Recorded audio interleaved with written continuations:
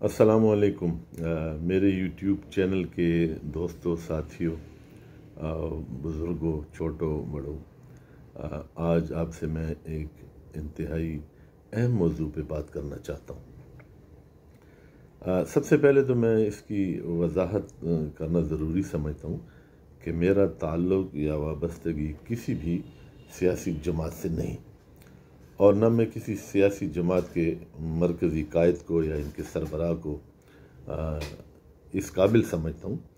کہ میں اس کی تقلید کروں، یا میں اس کو اپنا آئیڈیل کہوں، یا میں اس کو ملک و قوم کا خیر خواہ کہوں، کسی بھی سیاسی جماعت کو، اس میں پی ٹی آئی بھی شامل ہے۔ ابھی جو اس طرح ہے کہ قومی بجٹ جب پاس ہوا تو قومی بجٹ کے پاس ہونے کے بعد اپوزیشن کی طرف سے مختلف بیانات آ رہے ہیں کہ مہنگائی ہے اور یہ بجٹ جو ہے عادات کا اور لفظوں کا ہیر پھیر ہے۔ بے شک اس میں کوئی شک نہیں، اور یہ بھی ایک روایت ہے کہ جب بھی کوئی پارٹی اقتدار میں نہیں ہوتی، اپوزیشن میں ہوتی ہے، اور حکومتی بجٹ جب پیش کیا جاتا ہے تو اس قسم کے بیانات بھی آتے ہیں، اور اسمبلی میں ہولڑ بازی بھی دیکھنے میں آئی ہے۔ مجھے وہ دور بھی یاد ہے کہ جب لغاری صاحب صدر تھے اور تہمینہ دولتانہ نے چوڑیاں پھینکی تھی اسپیکر کے آگے کے، اسی طرح ہمارے خیبر پختونخوا اسمبلی میں نکت اور اغزئی صاحبہ نے بھی وہی کچھ کیا، سردار سورن سنگھ کے ساتھ جب جھڑپ ہوئی تھی تو پھر اس کے بعد بھی کئی اجلاس ایسی ہوئی جس میں انہوں نے قراردادیں بھی پھاڑی اور جوتے بھی ایک دوسرے کی طرف پھینکے گئے۔ اینی ہاؤ، میرے کہنے کا مقصد یہ ہے کہ اس میں کوئی شک نہیں کہ ہر بجٹ میں مہنگائی میں اضافہ ہوتا ہے اور بوجھ جو ہے تو ہم پہ اور آپ پہ آتا ہے، لیکن اس کی وجوہات جاننا بھی ضروری ہے کہ یہ مہنگائی کیوں ہو رہی ہے۔ دیکھیں جی، کوئی بھی قوم جب world bank, I M F, Asian development bank یا جتنے بھی عالمی مالیاتی ادارے ہیں ان سے جب آپ قرض لیتے ہیں بھاری سود پہ، تو ان کی تمام شرائط ماننا آپ کی مجبوری ہے، اس لیے کہ آپ کا سسٹم نہیں چل سکتا۔ آپ کے جتنے سرکاری ادارے ہیں ان کی تنخواہیں بھی اسی سے دی جاتی ہیں۔ عمران خان صاحب کی جب حکومت آئی تو بے شک اس وقت جو قرضہ تھا، تو ابھی جب اس کا اسٹیمیٹ لگایا گیا تو وہ قرضہ دگنا تگنا چگنا بھی ہوا ہے۔ وہ اس لیے کہ گزشتہ ادوار میں جب پیپل پارٹی کی حکومت تھی، میاں صاحب کی حکومت تھی یا مشرف صاحب کی گورنمنٹ تھی، تو اس میں جتنے بھی قرضے لیے گئے تو وہ قرضے ترقیاتی فنڈ کی مد میں لیے گئے، مثلاً اسپتال بنانے ہیں، روڈ بنانے ہیں، پل بنانے ہیں، یونیورسٹیاں بنانی ہیں، ڈسپنسریاں بنانی ہیں، مواصلات کا نظام درست کرنا ہے، سڑکیں بنانی ہیں، تو اس میں سے جو پیسے تھے یا تو اس میں کمیشن میں چلے گئے یا اس میں کرپشن کی گئی۔ مثلاً اگر آپ کو 1 لاکھ روپے ملے ہیں تو 1 لاکھ روپے میں آپ نے 30,000 یا 40,000 روپے لگائے، باقی کمیشن میں چلے گئے، اور کوئی ایم پی اے صاحبان کی، سینیٹر صاحبان کی، ایم این اے صاحبان کی، وزراء کی، ان کی جیبوں میں وہ پیسے چلے گئے۔ تو ضروری بات ہے جب ملک اتنا مقروض ہوگا، جس طرح بھی عمران خان صاحب اسمبلی میں اسپیچ کر رہے تھے کہ 22 کروڑ عوام میں اگر 22 لاکھ یا 20 لاکھ افراد صرف ٹیکس دیتے ہیں اور کوئی ٹیکس نہیں دیتا تو یہ ملک کیسے چلے گا؟ بالکل ان کی بات درست ہے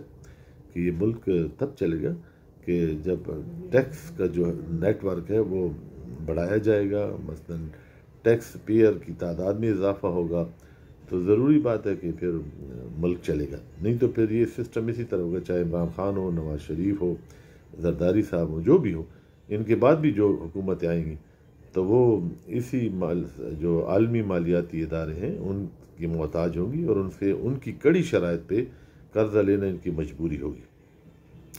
اب آتا ہوں میں جی حمزہ شہباز شریف کی طرف کہ انہوں نے کہا کہ پتہ نہیں مجھے تو یہ 25 ارب روپے کیسے میرے اکاؤنٹ میں آ گئے۔ حیرانگی کی بات ہے، جب زرداری صاحب پہ یہ الزامات لگ رہے تھے کہ ریڑے والے کے اور دہی بھلے بیچنے والا، چنا جور بیچنے والا، اس کے گول گپے بیچنے والا، کروڑوں روپے اس کے اکاؤنٹ میں آ رہے ہیں، ہمارے اکاؤنٹ میں تو کسی نے آج تک 1000 روپے نہیں بھیجے یا 500 روپے نہیں بھیجے۔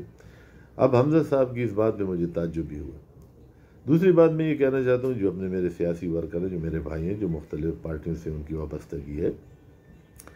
تو جب بھی میں پوسٹیں دیکھتا ہوں، مثلاً عمران خان صاحب کا کوئی مخالف ہے تو وہ عمران خان صاحب کے خلاف جس گھٹیا انداز میں وہ کمنٹس دیتے ہیں تو اس سے ان کے شجر نسب کا پتہ چلتا ہے۔ اسی طرح اگر اسد زرداری کے خلاف کوئی گھٹیا الفاظ میں کمنٹ دیتا ہے، یا نواز شریف صاحب کی ذات کے بارے میں، یا ان کی صاحبزادی کے بارے میں، یا بے نظیر محترمہ بی بی شہید کے بارے میں، بلاول کے بارے میں اگر یہ گھٹیا قسم کے کمنٹس لوگ دیتے ہیں تو اس سے ان کے شجر نسب کا پتہ چلتا ہے۔ اور یہ بڑے خوش قسمت ہیں لیڈران کہ ان کو یہ سیاسی دلال ملے ہوئے ہیں جو ان کے ترجمان بنے ہوئے ہیں، خدائی خدمتگار ہیں، بغیر تنخواہ کے ان کی جگہ پہ یہ جواب دیتے ہیں۔ اور تیسری بات جو میں نے دیکھی ہے کہ آج کل ایک ٹرینڈ سا چل پڑا ہے سوشل میڈیا پہ کہ جو بھی کوئی بڑا آدمی مرتا ہے تو اس کی مرنے کی خبر، اس کے جنازے کی خبر، اس کی ٹائمنگ، اس کی رہائش کا پتہ، یہ جو اوزگار خیل ہیں جن کو ہم فارغ البال کہتے ہیں، تو سب سے پہلے یہ فیس بک پہ بلا تصدیق دے دیتے ہیں خبر، حالانکہ کئی بار ایسا ہوا ہے کہ وہ خبریں جھوٹی بھی ثابت ہوئی ہیں۔ مثلاً اس کے بارے میں ہمارے ایک سینئر آرٹسٹ ہیں ممتاز علی شاہ کے بارے میں جھوٹی خبر چلی، پھر خیال محمد صاحب کے بارے میں جھوٹی خبر چلی، خیبر پختونخوا کی بات کروں، جس میں بعد میں انہوں نے جو اس طرح دلیپ کمار کے بارے میں جھوٹی خبریں چلائی گئیں۔ تو اس سے ذرا پرہیز کیجیے اور اپنے آپ کو سوشل میڈیا کا ہیرو یا غازی بننے سے ذرا پہلے سوچ لیا کریں کہ یہ جو میں پوسٹ دے رہا ہوں یہ جھوٹ ہے یا سچ ہے۔ میں جب بھی کوئی پوسٹ دیتا ہوں پشاور کے بارے میں، کوئی تاریخی بیک گراؤنڈ یا کوئی معلومات، اگر اس میں کوئی کمی بیشی ہوتی ہے یا غلطی ہوتی ہے تو میرے بہت سے صاحبان ہیں جو اس کی کریکشن کرتے ہیں، جو پشاور کے بارے میں معلومات رکھتے ہیں، تو میں ان کا خیر مقدم کرتا ہوں، میں ان کو اپریشیٹ کرتا ہوں، میں ان کا شکریہ بھی ادا کرتا ہوں کہ میری معلومات میں اضافہ ہوا ہے، اور دوسرے یہ ہے کہ میری وہ کم علمی یا غلطی کو بھی انہوں نے درست کیا ہے، اس کو ٹھیک کر دیا، میری اصلاح کی ہے۔ تو یہ جو سیاسی جو ترجمان بنے ہوئے ہیں بغیر تنخواہ کے، میں ان سے گزارش کرتا ہوں کہ جب بھی اگر کوئی جواب دینا چاہیں تو یہ پارٹی کے ترجمان کا کام ہوتا ہے کہ وہ جواب دے، تو آپ ذرا اس سے گریز کیجیے۔ اور میرے سیاسی جو تاجر ہیں، میں ان کو سیاسی تاجر کہتا ہوں، ناٹ لیڈرز، تو ان کو میں تاجر بھی کہتا ہوں۔ اس کی وجوہات کئی دفعہ میں آپ کو بتا بھی چکا ہوں کہ ان کو میں سیاسی تاجر کیوں کہتا ہوں۔ تو ان کے بارے میں جب تنقید کرتا ہوں تو ان کے جو خدائی خدمتگار ہیں بغیر تنخواہ کے، تو ان سے میری گزارش ہے کہ جب مجھے جواب دیتے ہیں تو اس میں ذرا سا ملحوظ رکھیں اس بات کو کہ میں جواب کس زبان میں دے رہا ہوں اور میرا جواب دینے کا جو طریقہ کار ہے وہ کیا ہے۔ اگر مجھے میری ذات پہ کوئی تنقید کرتا ہے تو اس سے بھی اس کے شجر نسب کا پتہ چلتا ہے۔ اگر میں کسی کے بارے میں غلط بات کرتا ہوں تو، اور میں برملا کہتا ہوں کہ ہر پارٹی میں ایک انتہائی بدتمیز اور انتہائی گھٹیا الفاظ میں جواب دینے والا کوئی نہ کوئی ترجمان ہے۔ اب مراد سعید کے بارے میں جب مجھ سے لوگ پوچھتے ہیں تو میں کہتا ہوں کہ مراد سعید پارلیمنٹ ممبر بننے کا بالکل اہل نہیں ہے۔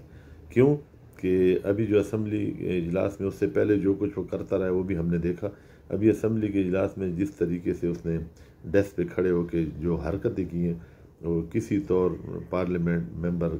کے شایان شان نہیں، تو میں اس کی پرزور مذمت کرتا ہوں۔ اسی طرح فردوس عاشق اعوان صاحب نے ایک ٹی وی چینل میں جو گھٹیا الفاظ استعمال کی تھی پیپل پارٹی کے سندھ کے ایک ایم این اے کے خلاف، ان کے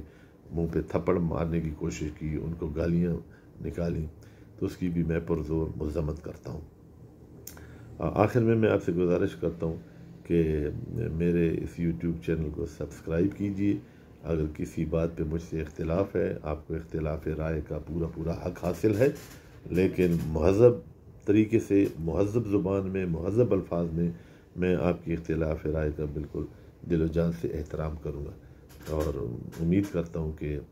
میری ان باتوں پہ آپ غور فرمائیں گے۔ آخر میں آپ سے گزارش ہے کہ میرے اس یوٹیوب چینل کو سبسکرائب کیجیے تاکہ میری بات زیادہ لوگوں تک پہنچے۔ اللہ حافظ، اللہ پامان، کور مودان، جیوے پاکستان۔